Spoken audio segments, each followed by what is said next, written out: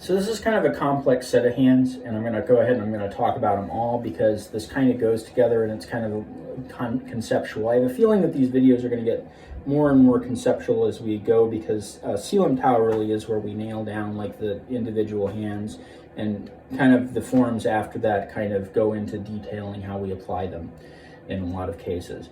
But we talked about Jip-Sao, and we talked about those chain palm strikes. After we do those chain palm strikes, we do this number here, which is, you might recognize, a Lan Sao. And then we throw a Tan under it, or behind it. And we touch these two hands. Why do we do that? Well, because again, Chum Kiu is a form that's largely based off of bridge. So one of the things that we're doing with this is that we're kind of pushing that Tan against that Lan Sao a little bit. We're allowing ourselves to see what that feels like when the Tan is challenged. The other thing that we are doing when we do that is we are kind of reacting to it a little bit.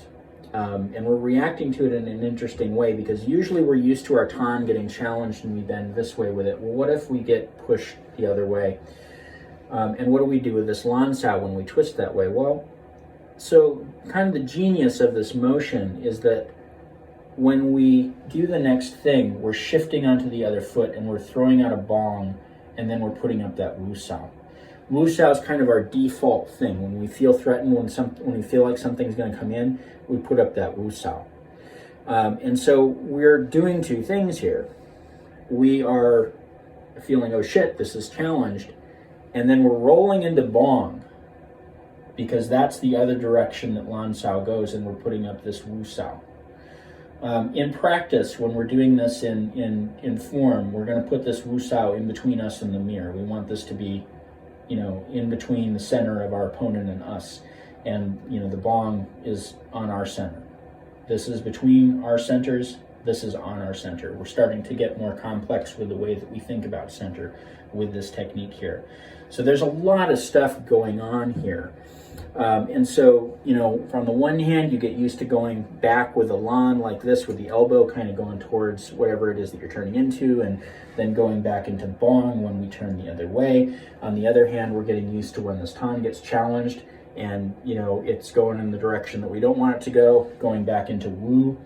And we are also, kind of dealing with these concepts of bridge and these different concepts of center, because this Bong is on my center, not on yours, right? This hand is in between our centers, though. So there's a lot going on in this little space of stuff. Very, very cool to think about. Very, very cool to pay attention to. And one of the cool things about this too is that for whatever reason, I don't know, this might just be my brain, might be psychosomatic, whatever.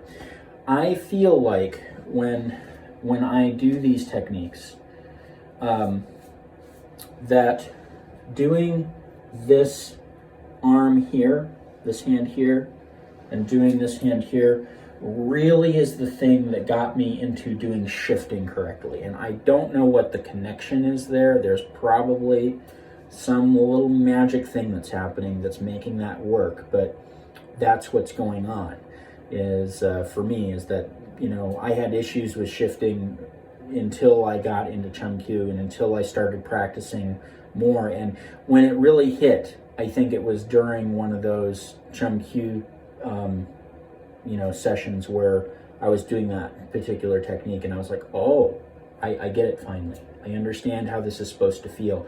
And then after that, those shifts in the hands and everything just started working together. Because when you get into shifting as it's supposed to feel, as it's supposed to be, your whole body starts to feel like one unit.